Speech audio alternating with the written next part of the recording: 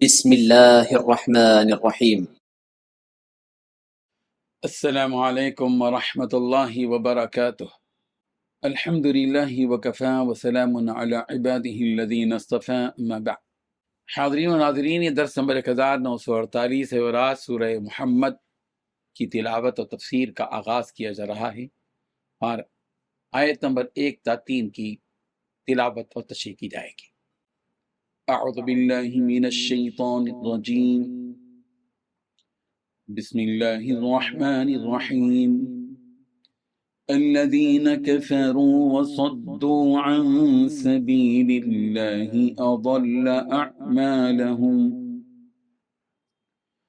والذين آمنوا وعملوا الصالحات وآمنوا بما نزل على محمد وهو الحق من ربهم كفر عنهم سيئاتهم وأصلح بالهم ذلك بأن الذين كفروا اتبعوا الباطل وأن الذين آمنوا اتبعوا الحق من ربهم كذلك يضرب الله للناس أمثالهم صدق اللہ العظیم۔ لفظی ترجمہ یوں ہیں، الذین، وہ لوگ جنہوں نے کفروا، کفر کیا، وصدوا، اور روکا، عن سبیل اللہ، اللہ کی راہ سے، اضل، اضل، ضائع کر دیے، اعمالہم، ان کے اعمال کو، والذین، اور وہ لوگ جو آمنوا، ایمان لائے، وعملوا الصالحات، اور نیک عمل کیے، وآمنوا، اور ایمان لائے، بما، اس پر جو نزلہ، نازل کیا گیا، علی محمد، محمد صلی اللہ علیہ وسلم پر، وہو الحق، اور وہ حق ہے، من ربہم، ان کے رب کی طرف سے، کفرا، دور کر دیں، عنہم، ان سے، سیئاتہم، ان کی برائیاں، واصلحا، کفرا، دور کر دیں، عنہم، ان سے، سیئاتہم، ان کی برائیاں، واصلحا، اور اصلاح کر دی،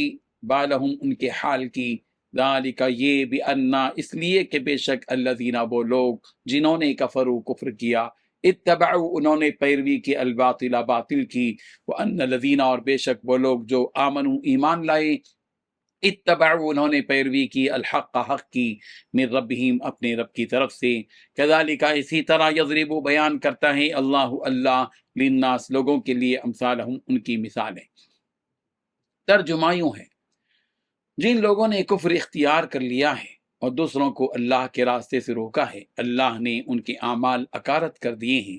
اور جو لوگ ایمان لے آئے ہیں اور انہوں نے نیک عمل کیے ہیں اور اس بات کو دل سے مانا جو محمد صلی اللہ علیہ وسلم پر نازل کی گئی ہے، اور وہی حق ہے جو ان کے پروردگار کی طرف سے آیا ہے، اللہ نے ان کی برائیوں کو معاف کر دیا ہے اور ان کی حالت سنوار دی ہے۔ یہ اس لیے کہ جن لوگوں نے کفر اختیار کیا ہے وہ باطل کے پیچھے چلے ہیں، اور جو لوگ ایمان لائے ہیں وہ اس حق کے پیچھے چلے ہیں جو ان کے پروردگار کی طرف سے آیا ہے۔ اسی طرح اللہ لوگوں کو بتا رہا ہے کہ ان کے حالات کیا کیا ہیں۔ ان 3 آیتوں میں 6 باتیں بیان کی گئی ہیں۔ پہلی بات، جن لوگوں نے کفر اختیار کر لیا ہے۔ دوسری بات، دوسروں کو اللہ کے راستے سے روکا ہے۔ تیسری بات، ایسے لوگوں کے اعمال اللہ نے اکارت کر دیے ہیں۔ چوتھی بات، جو لوگ ایمان لے آئے اور نیک اعمال بھی کیے۔ پانچویں بات، اس بات کو دل سے مانا جو حضرت محمد صلی اللہ علیہ وسلم پر نازل کی گئی ہے۔ چھٹی بات، وہی حق ہے جو ان کے پروردگار کی طرف سے آیا ہے۔ ساتویں بات، اللہ نے ان کی برائیوں کو معاف کر دیا اور ان کی حالت سنوار دی ہے۔ آٹھویں بات، یہ اس لیے کہ جن لوگوں نے کفر اختیار کیا ہے وہ باطل کے پیچھے چلے ہیں۔ نویں بات، جو لوگ ایمان لائے ہیں وہ اس حق کے پیچھے چلے ہیں جو ان کے پروردگار کی طرف سے آیا ہے۔ ساتھی بات، اسی طرح اللہ لوگوں کو بتا رہا ہے کہ ان کے حالات کیا کیا ہیں۔ بزرگان محترم، پچھلی سورت کے آخر میں ہلاک ہونے والوں کے بارے میں بیان کیا گیا۔ اس سورت میں ان ہلاک ہونے والوں کی صفات بیان کی جا رہی ہیں۔ اس سورت کا پچھلی سورت سے اتنا گہرا تعلق ہے کہ اگر درمیان سے بسم اللہ الرحمن الرحیم کو اگر ہٹا دیا جائے تو گویا وہ ایک ہی سورت محسوس ہو۔ اس سورت کا دوسرا نام سورہ قتال بھی ہے،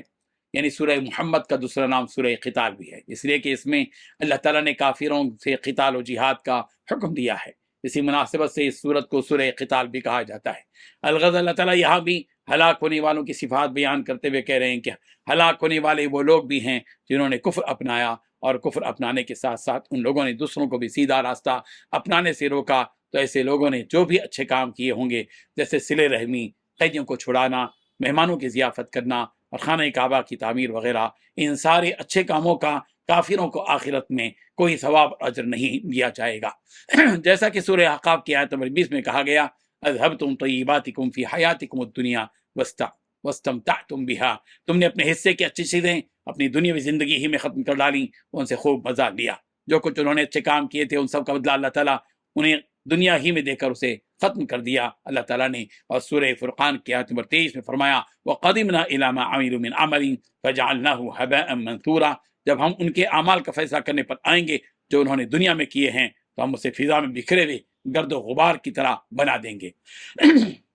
یہ حال ہوگا قیامت کے دن ان کافروں کے اچھے اعمال کا کہ ان کے اعمال پر انہیں کسی قسم کا کوئی اجر نہیں دیا جائے گا اور انہیں جہنم کے حوالے کر دیا جائے گا۔